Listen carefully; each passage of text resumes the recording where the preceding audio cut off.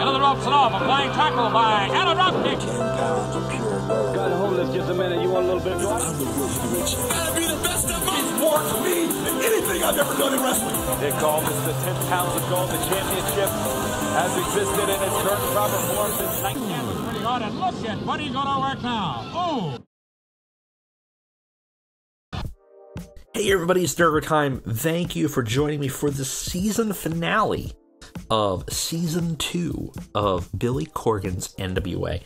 Very happy with how this season came out. I'm going to be completely honest, this has been my favorite season that we've booked for this show. We've been doing this for a bit now, and it's gone through many iterations and changes. I would say since TEW 2020, I think it's kind of a different show than what we used to do, because I felt like we really kind of found what it is, it found its purpose, and I've been really liking the stories that we've been building in it. I was going to take a bit of a break and run other projects, but I think we're going to keep going with this and try to squeeze like one other thing into the rotation once I kind of finalize what that one is. I have a couple ideas that I want to do of other TEW related projects, but we'll see if we can get those out maybe by September or something like that. Now, we got some stuff to do. Now, after this episode, there will be a live stream. I don't know when it's going to be, whether it'll be that week or the week after of release, but you will be notified on Discord when that happens. So if you're not part of the Discord already, sign up. There's a link in the description. A lot of fun community. It's a pretty small, tight-knit group of fans, but we talk about a lot of wrestling things. There's a lot of weird stuff that happens in there that I don't condone, but you know, that's neither here nor there. But it's a great way to be notified of what's happening or have a direct conversation with me. So definitely, if you're not part of there, join. You know, if for some reason the link's not working, let me know, and I will send you a new updated one. But that's the best way to be notified when we do those occasional live streams. It'll just be a backstage episode, so if it's not your cup of tea, don't worry about it. It's just going to be hirings and firings, and we're also going to spin a wheel and let go of some people in the big leagues in AEW, WWE, to shake up the sort of landscape of free agents a little bit, just to make things a little interesting and potentially have some potential big names out there to gobble up as we continue our immense growth of this company. Right now we're still at 49. We're not far off from 50. Finances are looking okay. We dipped a little bit. Some of that had to do with a Alliance processing fee that we had to do for the show tonight for our women's challenger for the NWA. But overall, doing very well, being very healthy, making a ton of money in merch sales currently. Ezekiel bombing it right now. So is Eli Drake. A lot of movement on... Ron Killings has had one match so far and no stories, and his new shirt apparently has shown up pretty big in our market here. It's very interesting how that works. Tom Phillips has made several shirt sales for some reason. So very interesting. Our fan base apparently very thrilled with the show and want to support us apparently, and our workers. And we're making some pretty good capital, and that also means that we can use this as leverage to sign bigger names. We can let go of some of our merch sales percentage to try to lure them in more.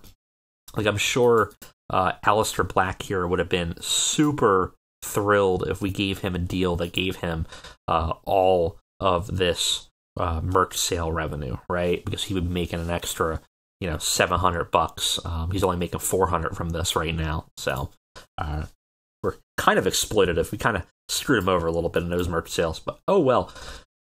Anyway, we got a show to put on. It's Clash of Champions. Let's get right into it. We got a lot of stories that we've kind of built up Last show, we obviously have Ezekiel Crowley going against Bo Dallas. I think that's going to be a big stinker of a match, but it's going to get Crowley to where he needs to be, which is out of that story into the main event. We got Pentagon versus Laredo Kid, my dark horse candidate for match of the night coming up. Madison Eagles versus Mickie James, which I think will be very solid. We got Heidi Lovelace versus a Mystery Alliance challenger, which should be fun. Chris Hero versus Levi, which I think will actually be pretty solid. And then FTR versus The Revenant, which should be very good. And of course, Pillman Jr. versus Eddie Kingston. Loser leaves the NWA. Big match, big blow-off. Great way to end our season. As well as some other matches here and there that haven't been announced that are just going to be filling the card here. Let's get into it. I can't wait. Let's see what Clash of Champions has for us. All right.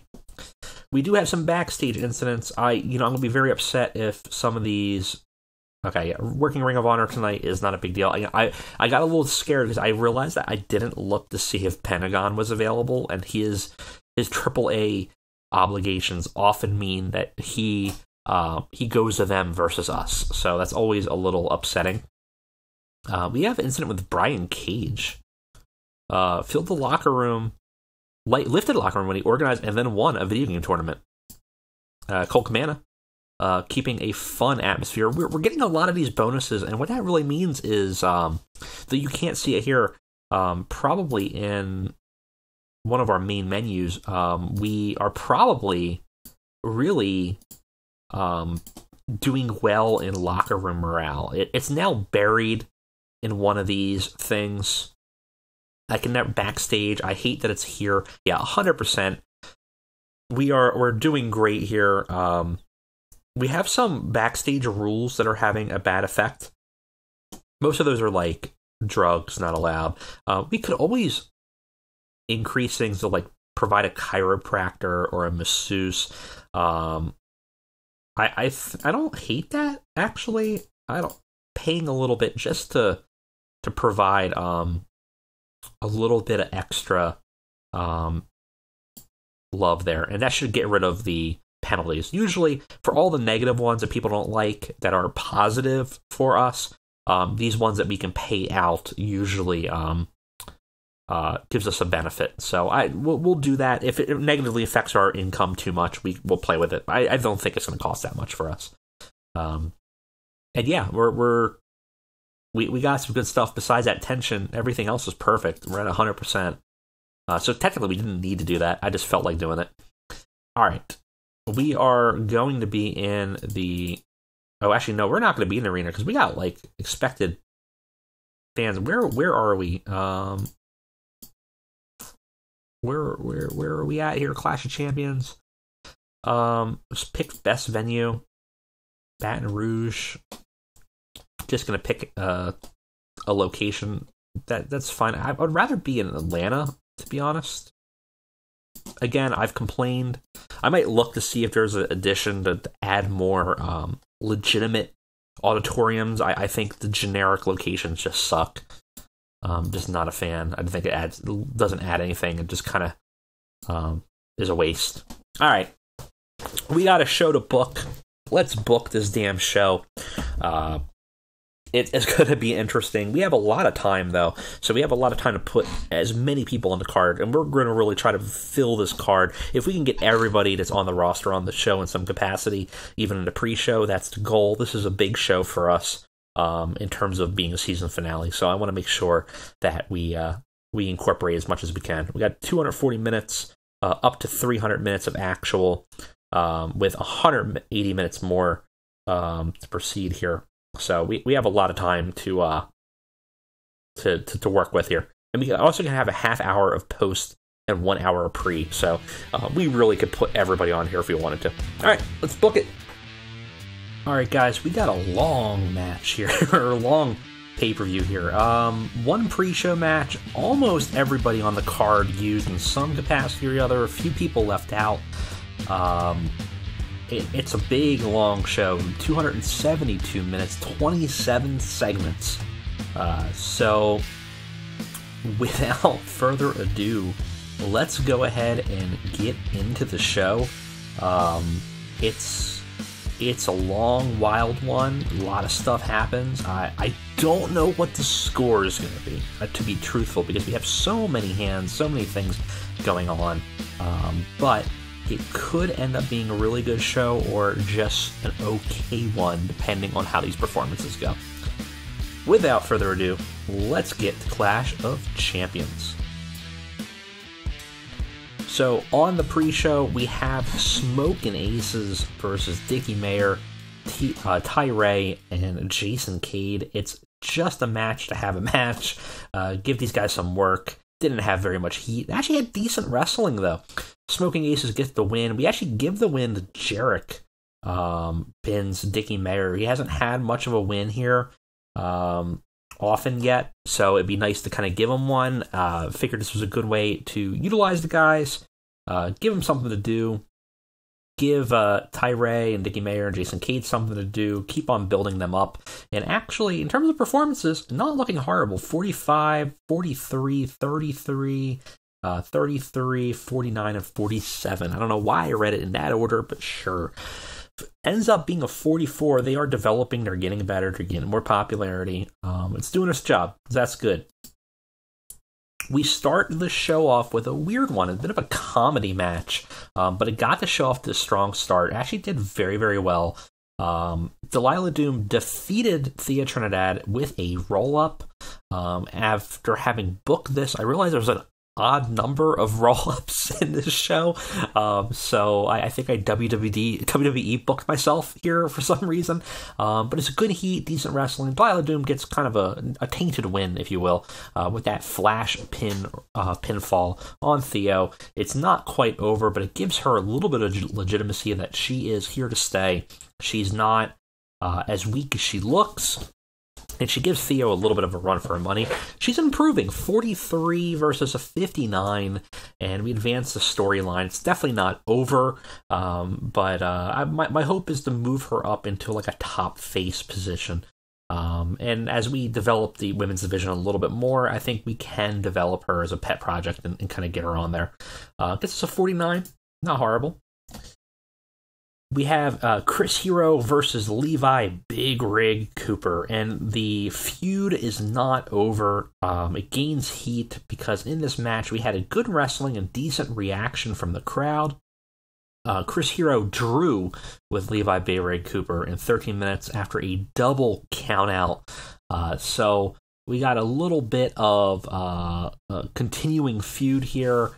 Chris Hero has a 54, Levi has a 51. We gain heat for the storyline, gets us a 51, which is fantastic, honestly, for the low card. I mean, obviously, anytime it's green, we're looking good for where we want to be. We want to be like, we don't want anything under 50 anymore for the most part. So that's fantastic. Afterwards, we get a segment rating of 40 for this after moment here. Levi gets back into the ring after it gets declared a draw after a double countout. Chris Hero does not take kindly for it. Gives him that sort of that back forearm hit, that sort of almost Judas effect kind of thing that he has with the elbow. Cheap shots him and knocks him out. And it looks like he's about to get him into like a submission hold or something. And Tim Storm Jr. hobbles back out and attacks Chris Hero kind of futilely. And is able to make the save for Levi Cooper a little bit. Kind of, again, building up a little bit of dynamic here. It's just a little bit of a weaker scenario. Most of that's Tim Storm Jr., but we got to get him in with the big guys, or the bigger guys, I should say, in order to get him built up in any capacity. So that's what we do. It goes okay. After that, we have just sort of a storyline-less, heatless match. Actually, it says it has good heat. Enzo and Cass versus the Von Erichs for the Alliance Heritage titles. It's just a match to have a match for these guys, to be honest. It lacked psychology. I think we had it. I don't know what we set it as. I I don't remember what we had it set as. Steal the show, actually. So that's interesting. This is the first time I've seen a definite lack of psychology on display. And the match drifted from time to time. So something to note, we need to make sure it's scripted so that we don't hurt ourselves too much. Unfortunately, it's a 46. It's not a great match. Even though the performers inside are pretty okay, this penalty got us hurting pretty bad. Great chemistry, got the crowd buzzing. Ultimately, Enzo and Cass retain the titles. Von Erichs were unable to usurp them, and we continue on. We have a announcement from Jeff Jarrett here. He says that there's going to be a 5-way brawl, eliminator brawl here for a special opportunity on the next episode of Power, and he looks forward to seeing what comes of it. So again, Jeff Jarrett's kind of making plans here. We don't quite know what he's doing, but he wants to set up a special opportunity. And in this match, we have Brian Cage, James Storm, King Mo, Connor, and Darren Young. Brian Cage defeats all of them in the match. Actually, it's not an eliminator match. It's just a 5-way, apparently. I thought I said it as an elimination match, but Brian Cage pinned Darren Young with a flying elbow drop. Yeah, Darren Young's not looking great here with a 26. I thought I was going to bring him in for a little bit of popularity boost, but I don't think we're going to keep him around for long. He's not really performing the way I would want here. So, lesson learned, the segment's not great. It's a 39. We debut James Storm's gimmick of redneck, and it gets very good. Darren Young's gimmick of no gimmick needed, apparently, awful. I think this is the last time we see Darren Young here, to be honest. Even though we have him as an ongoing PPA, I think he's one of the first on the block to get rid of. I'm not happy with that in-ring performance. After the fact, Cage celebrates his win for a special opportunity, but gets faced down by an angry Samoa Joe. Joe's getting constantly screwed over in this company, and perhaps he's upset that he was not involved in this match in any capacity. Perhaps he's the special opportunity, but he faces him down. The two just kind of stare down a little bit before getting broken up. So as Cage's star rises, Joe seems to be a barrier for him. This segment gets 57. We start a feud between the two of them. It should be pretty interesting. And we have Heidi Lovelace, who had called out for a challenge, gets a returning challenge from the Alliance as Impact Knockouts champion Madison Rayne debuts to show up to challenge her. So it's kind of champion versus champion, which is kind of fun. Unfortunately, this segment had a lack of anything happening.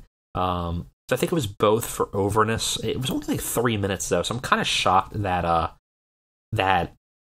penalized us that much, but it definitely hurt us with the segment. I knew that this whole show was going to be very swingy with the segments because we have so many people on, but that's unfortunate. The match is a little bit better, though. Still not as strong as it could have been. It had a 45. Both had about a 50. Heidi Lovelace defeats Madison Rayne, obviously, gets defense number 1 of her World Women's title, got the crowd hotter. It's a good match to have. We need to build up our women's division in some capacity, but a lot of our top fighters are in other things right now, or outside, or in other storylines, so it's kind of a bit of a problem for us. We have FTR versus the Revenant for the tag titles. Unfortunately for FTR, they are not able to claim it, despite a good showing.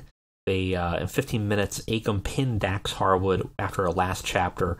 The strength of the tag team and just physical prowess is able to overcome FTR's technical ability, and they make defense number 1 of their tag titles. This match is fantastic. It gets a 62. Most of that is FTR, but honestly, don't slouch on the Revenant. Did pretty good here with 61 and 55 respectively. We gain heat for a storyline that we're probably going to end, to be honest, as we maybe move FTR to start facing Enzo and Cass for the Heritage tag titles, which I think would be interesting. Otherwise, did pretty good. Very happy. Just kind of redeemed a little bit of the earlier undercard.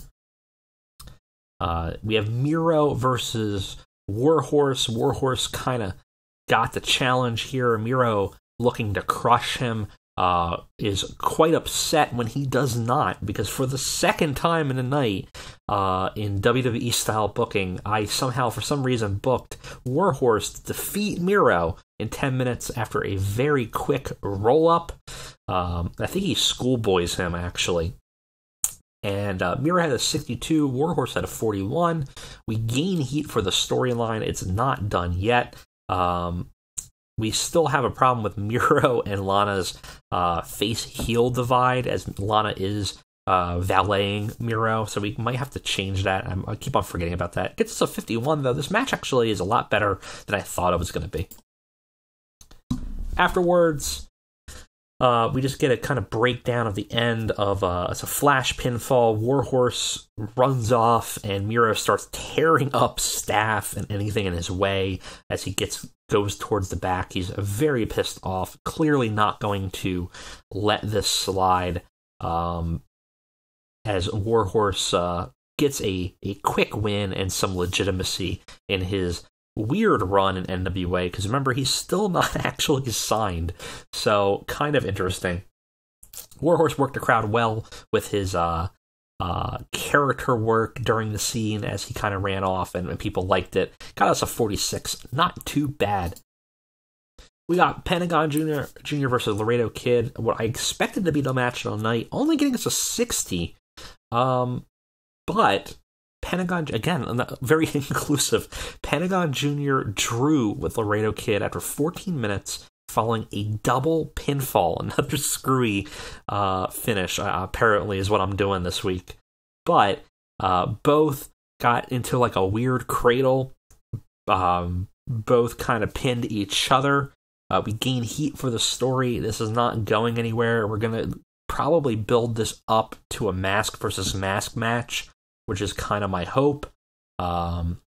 So I kind of wanted to start it inconclusively as we kind of do like a best of 3 kind of situation, or a best of 4 even. Like I think there's legs to have these two work, and their in-ring performance is so good, their technical abilities and their high-flying abilities are so good that I think it's worth having them go at it for a little bit.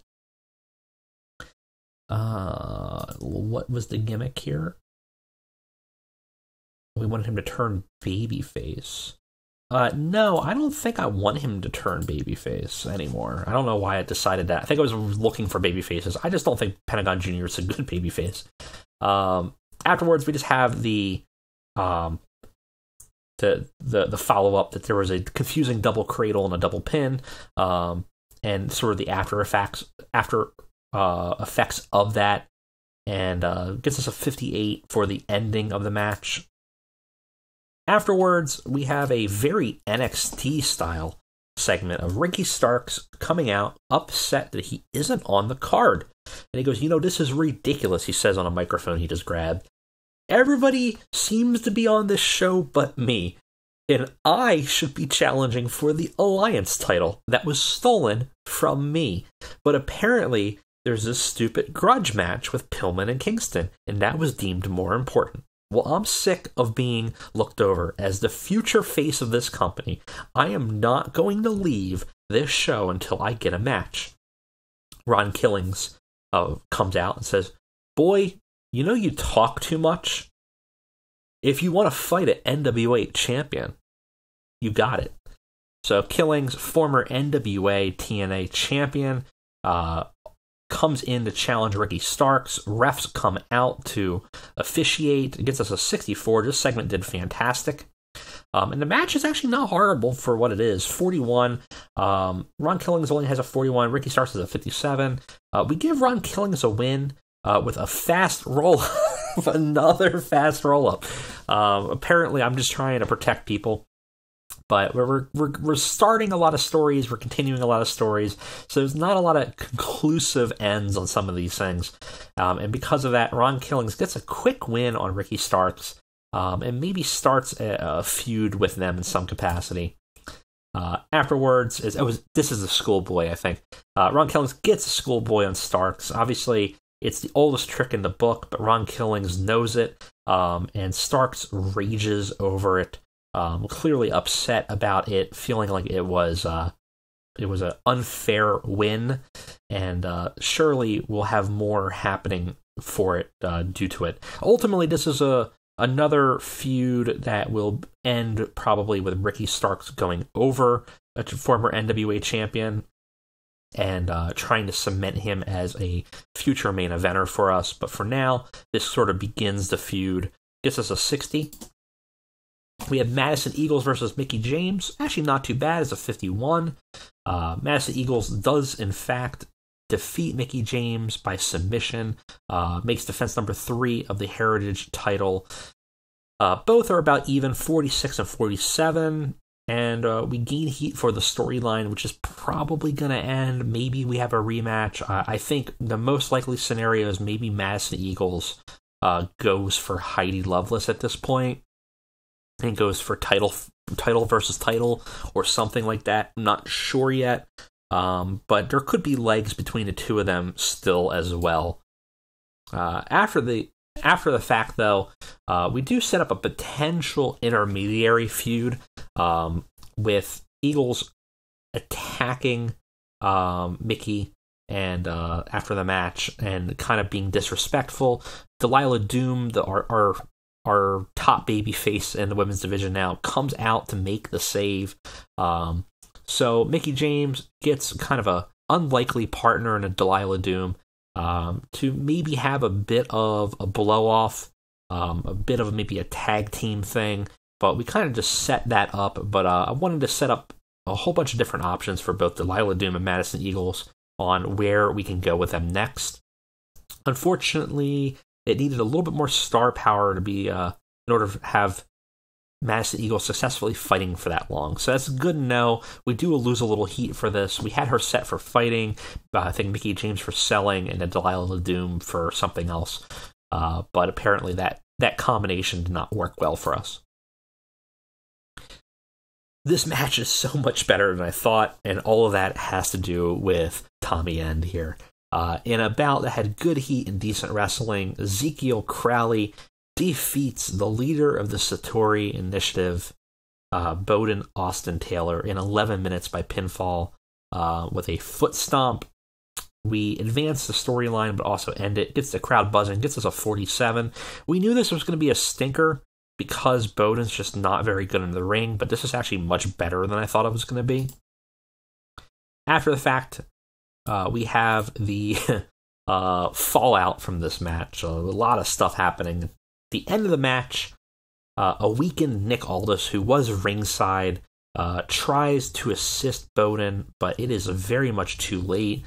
Ezekiel gives him a swift kick to the gut and sends Nick Aldis kind of crumpling to the corner to watch as his mentor gets picked up after a hearty kick and picked up by the neck and is lifted up so that his feet dangle above the apron. Ezekiel Crowley, who's got like pure white contacts at this point, is staring into Bowden, and Bowden screams as he looks into the eyes as the lights go dark and the entire arena is filled with ethereal whispers, like a little kind of sound, as this sort of otherworldly aura fills through the darkness. There's a sudden silence, and as the lights come back on, Ezekiel stands alone, Bowden now gone, and the only thing of him remaining is the white shawl of his wardrobe that lays at his feet of Ezekiel Crowley. Aldis in the corner looks stunned, though that stunned expression quickly turns to fear as he realizes that Crowley has turned to him to likely do the exact same thing.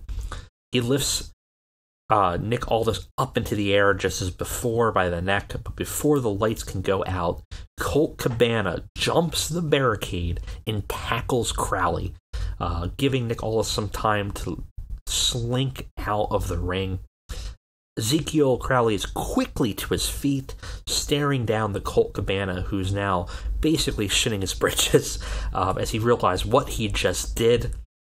And Ezekiel is a mix of stunned and angered that anyone would dare lay his hands on him at that point. Before he could do anything to Cabana, though, Cabana also rolls out, grabs Aldis's arm, or grabs Aldis over his arm, kind of drapes him over the shoulder, and they limp away to the back. Colt Cabana saves his friend, his former friend that helped save him from a cult. The long booking, we bring them back together in some capacity, and it seems certain that the Satori Institute is gone. Bowden seems gone forever. Crowley seems more powerful and dangerous than we knew, and it seems that the things Bowden said about him, about his power, about what he saw, was not hyperbole, that he has some type of power manifest. And we are left with Crowley alone in the ring, seething, very much looking to target Colt Cabana and Nick Aldis after this. Bowden was underwhelming. That's fine, because he's disappeared, so he's gone.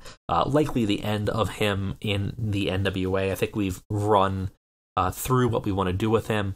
I have another weird plan later, so I think for now we will say goodbye to Bo Dallas in the NWA and the weird, not a cult, self-help group that that was running amok for a little bit. This is a 52 here. We have Ace Austin in the semi-main event against Eli Drake for the technically both of his belts. Both the World's Heavyweight and, of course, the Global Force Next Gen title. The match goes almost 20 minutes. Ace Austin defeats Eli Drake with a fast roll-up. I didn't want to do a fast roll-up. Eli Drake was bitching and pissing, so I did a flash pinfall just to keep him from crying a little bit. But this does play into Ace Austin's story, which is that yes, he's tactically gifted, but he's completely outmatched, is a story we're kind of trying to tell. And he uses the distraction from Matthias Breeze and the members of the Smoking Aces to distract Drake, gets a cheap shot, gets a win, and gets to run away with the belt. We do lose some heat for this segment. Austin had a 67, Eli Drake had a 50. And afterwards, we just kind of talk about Ace Austin holding up both belts before he runs off with the Smoking Aces before Eli Drake can get up and chase them down. Gets a 41. In our main event, it's not great, actually. It's not as good as I would expect, but it is what it is. It's a great heat, good wrestling, which is fair. Eddie Kingston defeats Brian Pillman Jr. in 22 minutes after a backdrop driver. Long match. It's certainly an epic. Only gets a 50, though. 55 for Pillman Jr. and a 52 for Kingston. We get that face turn, gets a little reaction here. But this was a career versus career match, basically. Pillman Jr. now out of the NWA. After the fact, we kind of get a breakdown of what happened in the ring. During the match, Pillman tried to get the Revenant to interfere with the ref, or interfere after the ref got taken down, through, because they're glass, they just fall whenever someone bumps them. Akam actually prevents Razor from entering the fray, shaking his head. Pillman sees that the Revenant are not willing to basically do what they're supposed to do and get in the ring. Freaking out at their betrayal and absolutely being furious, Eddie and Pillman end up having a clean fight, with Kingston finally overcoming Pillman to defeat him. After the match, Pillman sees Jeff Jarrett enter from the side staging near the announce booth, and Pillman is yelling and screaming at him. Jeff Jarrett's face is expressionless as he and Pillman goes from anger to surprise to maybe a whole mix of emotions as he realizes what's going on, and he puts the picture together.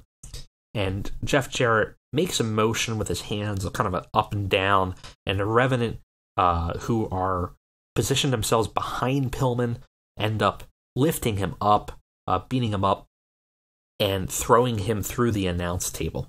So the Revenant exile Pillman. There is no coming back for Pillman. He has left the company according to these rules, and maybe thinking that Jeff Jarrett was going to have some way to sort of finagle it. It's clear that Jeff Jarrett is done with Pillman Jr. and potentially looking for new talent to grow his group. Gets a 57 here. We end the show with Eddie Kingston cutting a long promo. Actually, it's a two-part promo. He has a speech, it's a mix of emotions on his face. There's a happiness from winning, but then it seems to kind of get washed away with a sense of regret and forlorn. He goes, I'm going to be real with you all. I didn't think I was going to win this one. He sniffles a little bit. I actually came out here before the show, and I put my boots right here. He points down in the center of the ring. Right in the center. Just to see how it would feel. There's still an emptiness there inside me from when I did it. Because I only know this. This here, this is my life. You see, people like Pillman, they may have grown into this. They were football players in college, or they had blue chip dads who guided them through their old career. Maybe there's some talented athletes who used this profession as a retirement plan. Well, that was never it for me. All I ever wanted was to be this. There was no plan B or C or D or E. There was no future of Eddie Kingston outside this ring. This is my home. This is my life. This is my future. And to know that it was just seconds away from ending, yeah, that hurt. And he breaks for the audience cheering before simmering and continuing. Oh, he struggled to get off script here, unfortunately. I should have kept him scripted. I don't know why he was struggling. And yeah, I lost family. I lost friends. We used to call ourselves the Kingdom. Now it's all crumbled apart. And it's all because of this damn quest for gold. But I didn't need the gold. I don't need the 10 pounds. I don't even need this Alliance title, as much as I love it. I need you. I need this ring. I need the energy that comes every time I step into it. More than anything else. So I guess that's my pledge. That I may not always do the right thing. But I'm going to do what's right for pro wrestling. What's right for the NWA. What's right for home. Because this is my life now. This is my home. You all are my family. And maybe I'd go for the gold again. Maybe I travel around with the Alliance title. And keep on keeping on. But either way, I'm just happy to know that the NWA fans are here by my side. A very face-turn moment here, even though he's not, quote-unquote, good at playing that role. We are going to turn him babyface. It was a complete success. Eddie Kingston may be an anti-hero, but he is now fully face after this closing segment. Having bested Pillman, the story of the season was this, and it cost him a lot, but it ended up ultimately kind of letting him know who he is, and where he goes from here. We'll have to see. Gives us a 48. Finished the show with a 54, which is not that bad, actually, compared to how wildly different everything was in this show. We had a lot of moving pieces. Ultimately, a 54 is pretty damn good. I am going to let's boost up some egos here. We'll boost up Eddie. We'll boost up maybe Theo. It's going to be make everyone happy, make everyone pleased. It's the way to do it. Now, we got some mail. Let's go ahead and take a look at that before anything.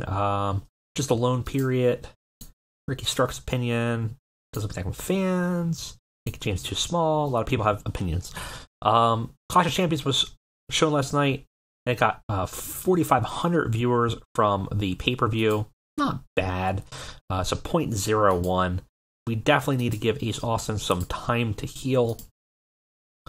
Financially, we got about 4,500 in pay-per-view revenue. It's like $1 per pay-per-view sold, basically. It's not a great deal. It's something we'll have to look at when we can.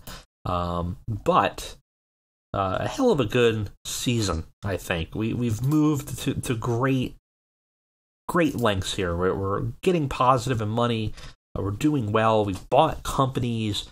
We've expanded the alliance. We've had some great storylines with Eddie Kingston, especially. I've loved what's happened with the Kingston and Pillman stories. It's been kind of an epic, one of the longest booked storylines we've done. Finally concluding is great. Now we get to fire Pillman. But thank you guys for hanging out and hanging with this season. Remember, we are going to do a mid-season or a in-between season backstage episode. Follow on the Discord to find out when that happens. It'll probably be at night, probably like a Friday night, so just to give you guys a heads up. But thank you all for hanging with this one. I've been getting great feedback on this, and I can't wait to continue. This has always been sort of a passion save for me, and it's one of the reasons why other saves have come and gone, but this is the one that I've stuck with. So I've really liked what we've built here, and I say that as we, because all of your input, all of your energy has been put into it, just like mine. And I really love the collaborative nature, the storytelling that we're doing, and I can't wait to see what we do in Season 3. So thank you guys for joining me, and I'll see you next time.